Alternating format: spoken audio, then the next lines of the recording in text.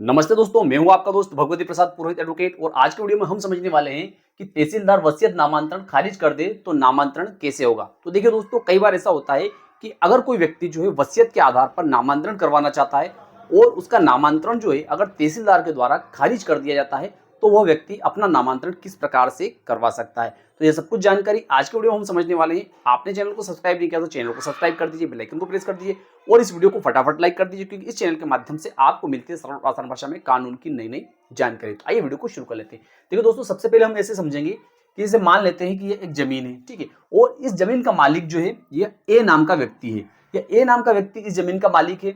अब ये ए नाम का व्यक्ति जो है इसको इस जमीन की वसीयत करने का अधिकार है, ठीक है। वसीयत करने का अधिकार किस जमीन के संबंध में रहता है, इसके संबंध में मैंने अलग से वीडियो बना रखा है, तो आप उस वीडियो को जाकर देख सकते हैं, ठीक है। अब इस व्यक्ति को इस जमीन की वसीयत करने का अधिकार है और ये व्यक्ति जो है ए नाम का व्यक्ति जो है इस जमीन की इस बी नाम के व्यक्ति के नाम पर वसीयत कर देता है। अब क्या होता है कि जब तक यह ए नाम का व्यक्ति जो जीवित है तो ऐसी स्थिति में इस जमीन को यह ए नाम का व्यक्ति है या किसी भी व्यक्ति को विक्रय भी कर सकता है, दान भी कर सकता है या किसी अन्य व्यक्ति को वापस से वसीयत भी कर सकता है। लेकिन इसकी मृत्यु हो चुकी है और इस व्यक्ति ने इसकी वसीयत उससे पहले इसको कर दी है और उस वसीयत की गई जमीन को इस व्यक्ति ने किसी अन्य व्यक्ति को किसी भी रूप में अंतरित नहीं किया है। तो ऐसी स्थिति में यह व्यक्ति जो है ए व्यक्ति जो है इसकी मृत्यु होने के बाद में, ठीक है, मृत्यु होने के बाद में यह बी जो है इस जमीन को अपने नाम पर करवा सकता है, ठीक है।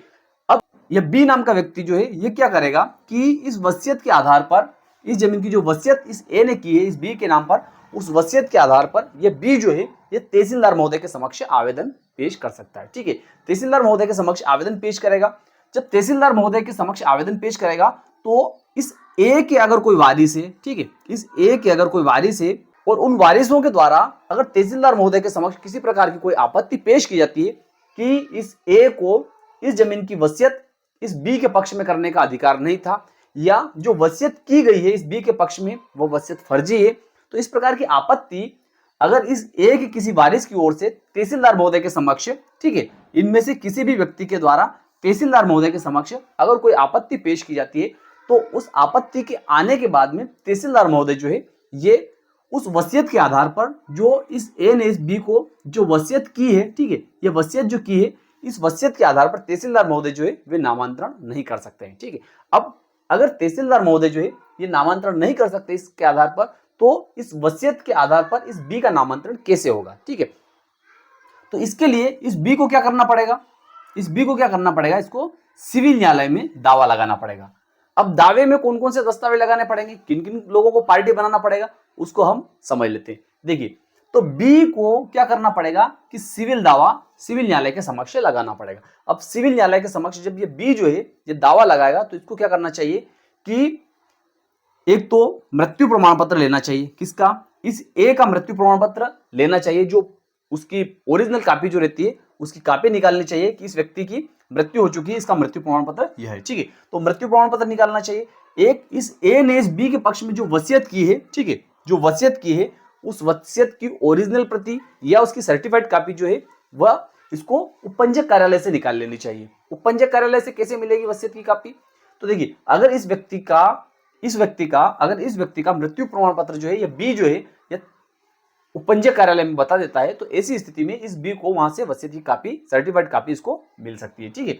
तो वसीयत की कॉपी भी इसको लेनी चाहिए। उसके बाद में पुराना खसरा और B1। पुराना खसरा और B1 से मतलब क्या होता है कि अगर मान लेते हैं कि इस ए की मृत्यु जो है मान लेते हैं कि 1/4/2024 को हुई है, ठीक है, 1/4/2024 को हुई है, लेकिन इसने जो वसीयत की थी, ठीक है, इसने जो वसीयत की थी वह की थी 1/4/2020 को, 1/4/2020 को इसने वसीयत की थी।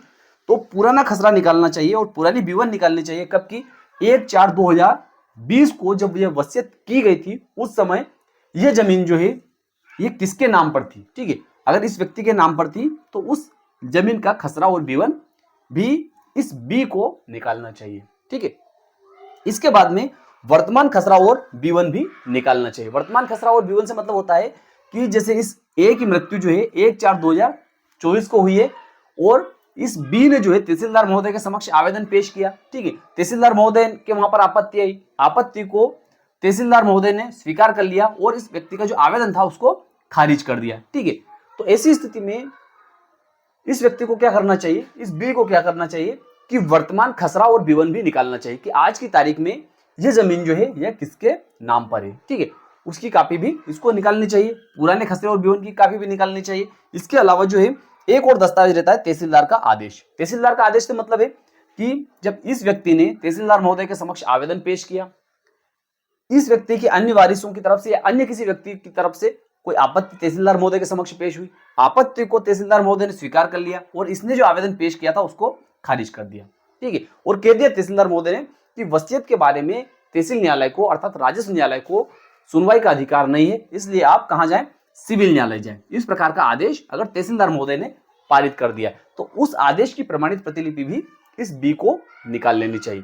अब उस आदेश की प्रमाणित प्रतिलिपि वर्तमान खसरा विवरण, पुराना खसरा विवरण जब वसीयत हुई उस समय का, ठीक है, और वसीयत की अगर ओरिजिनल कॉपी है तो ओरिजिनल कॉपी, या अगर उसकी सर्टिफाइड कॉपी अर्थात प्रमाणित प्रतिलिपि निकाले तो वह कॉपी, और मृत्यु प्रमाण पत्र, इन सभी दस्तावेजों को लेकर इस बी को सिविल दावा लगाना चाहिए। सिविल दावे में किन लोगों को पक्षकार बनाना चाहिए?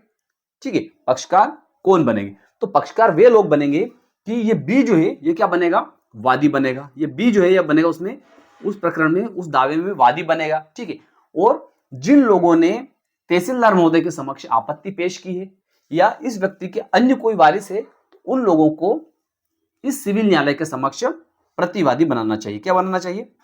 प्रतिवादी उनको बनाना चाहिए। ठीक है, अब उसके बाद में क्या होगा, अब ये बी जो है जिसने दावा पेश किया है वादी के रूप में, इसने जब यहाँ सिविल न्यायालय में वादी के रूप में दावा पेश कर दिया तो उसके बाद में क्या होगा, सिविल न्यायालय से इन प्रतिवादी गण को नोटिस जारी किया जाएगा कि आपके विरुद्ध इस प्रकार का दावा जो है इस वादी ने पेश किया है, आप उपस्थित होकर अपना जवाब पेश कीजिए। ठीक है, तो जब इन लोगों के द्वारा सिविल न्यायालय के समक्ष अपना जवाब दावा पेश कर दिया जाएगा, उसके बाद में क्या होगा, सिविल न्यायालय के द्वारा उस प्रकरण में इश्यू बनाए जाएंगे। इश्यू का मतलब क्या होता है कि दोनों पक्षों के बीच में मूलतः किन बातों को लेकर विवाद है। ठीक है, फिर उन इश्यू को, उन वाद प्रश्नों को सिद्ध करने का भार जो रहता है वह मूलतः वादी का रहता है। ठीक है, अगर ये वादी जो है ये कहता है कि इसके पक्ष में वसीयत हुई है तो इसको यह साबित करना है कि हाँ वास्तव में इसके पक्ष में विधिवत वसीयत हुई है। ये लोग अगर कह रहे हैं कि यह वसीयत फर्जी है तो इन लोगों को वहां पर साबित करना है कि वो वसीयत फर्जी है। ठीक है, अब देखिए उसके बाद में क्या होगा कि सबसे पहले इस वादी की साक्ष्य होगी। क्या होगा?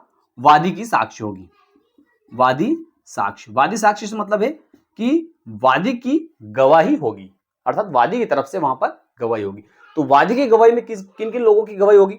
तो देखिए, अगर इस ए ने केवल इस बी के नाम पर ही वसीयत की है तो सबसे पहले इस बी के बयान होंगे। ठीक है, उसके बाद में जो वसीयत की गई है, ये वसीयत जो की गई है इस पर दो गवाह रहेंगे, एक गवाह और दो गवाह, तो दोनों गवाहों की, ठीक है, दोनों गवाह जो है उनकी गवाही वहां पर करवानी चाहिए। ठीक है, उसके बाद में वो वसीयत जो है किसने लिखी है, ठीक है, ये वसीयत जो है ये किसने लिखी है, तो लिखने वाले, जैसे मान लेते हैं कि अगर वकील साहब ने लिखी है तो वकील साहब की ड्राफ्टिंग है तो उन वकील साहब के बयान करवाने चाहिए। ठीक है, लिखने वाले के बयान करवाने चाहिए।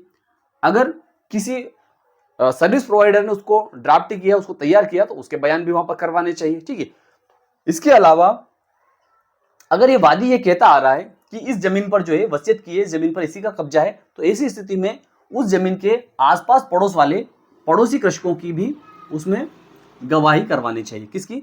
पड़ोसी कृषकों की भी उसमें गवाही करवानी चाहिए। ठीक है, उसके बाद में क्या होगा कि ये जो प्रतिवादी लोग हैं, ठीक है, ये प्रतिवादी लोग जो है इनमें से जिन लोगों की ये चाहते हैं उन लोगों की बयान वहां पर होंगे। उसके बाद में न्यायालय के द्वारा, सिविल न्यायालय जो है उनके द्वारा अंतिम बहस सुनी जाएगी।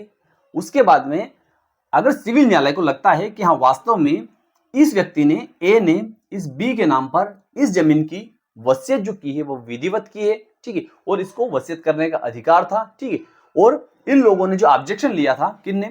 इस ए के जो वारिस थे प्रतिवादी गण, इन लोगों ने यहाँ पर ऑब्जेक्शन लिया था, तो इनका ऑब्जेक्शन जो है ये निराधार है। तो ऐसी स्थिति में सिविल न्यायालय के द्वारा क्या किया जाएगा कि इस वादी ने जो दावा सिविल न्यायालय के समक्ष पेश किया है उस दावे को स्वीकार कर लिया जाएगा और निर्णय और जयपत्र पारित कर दिया जाएगा। अब ये बी जो है उस निर्णय की सर्टिफाइड कॉपी निकालेगा, कहां से? सिविल न्यायालय से, अर्थात प्रमाणित प्रतिलिपि निकालेगा और एक आवेदन बनाएगा तहसीलदार महोदय के नाम से। तहसीलदार महोदय के नाम से एक आवेदन बनाएगा कि सिविल न्यायालय के द्वारा मुझ वादी को इस जमीन का इस वसीयत के आधार पर मालिक घोषित कर दिया गया है, इसलिए इस जमीन के सरकारी कागज में इस व्यक्ति का नाम हटाते हुए सरकारी कागज में मुझ बी का नाम अर्थात वादी का नाम दर्ज किया जाए। तो ऐसी स्थिति में तहसीलदार महोदय जो है उस निर्णय और जयपत्र के आधार पर विज्ञप्ति जारी करेंगे। विज्ञप्ति जारी करने के बाद में इस व्यक्ति के जो वारिस है, जिन्होंने जो यहाँ पर प्रतिवादी थे, उनको भी सूचना पत्र भेजेंगे। अगर इन लोगों ने कहीं पर उसकी अपील पेश कर रखी है और अपील में अगर किसी प्रकार का कोई स्थगन है अर्थात कोई स्टे है, तो ऐसी स्थिति में तहसीलदार महोदय कोई कार्यवाही नहीं करेंगे। लेकिन अगर किसी प्रकार का कोई स्टे नहीं है और कोई अपील पेश नहीं कर रखी है, तो ऐसी स्थिति में जो सिविल न्यायालय ने जो निर्णय और जयपत्र पारित किया है उसके आधार पर तहसीलदार महोदय जो है इस बी का नामांतरण जो है इस जमीन के सरकारी कागज में इस ए का नाम हटाते हुए कर देंगे। ठीक है, तो मैं विश्वास रखता हूं कि आज का वीडियो आपको अच्छा लगा होगा। अच्छा लगा तो इस वीडियो को लाइक कर दीजिए, अधिक से अधिक लोगों तक इसको शेयर कर दीजिए। फिर मिलते हैं अगले वीडियो में, तब तक के लिए जय हिंद जय भारत।